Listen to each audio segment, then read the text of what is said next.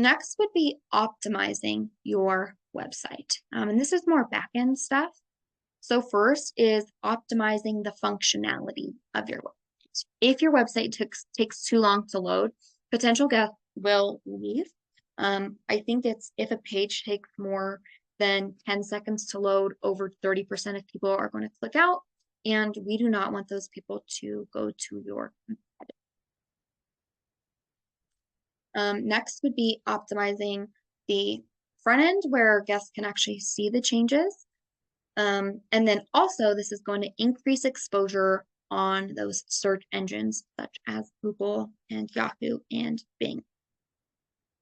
We, as a marketing team here at rezStream, optimize websites for our clients. So I'll talk more later about you joining, becoming one of our marketing clients, but suggestions would be to include effective keywords, headings, and subheadings. This is not only going to give your guests a really good idea of where you're located and what information is on each specific page, but it's also going to help Google understand what's on that page. So that way it can rank and show up for when people are searching queries.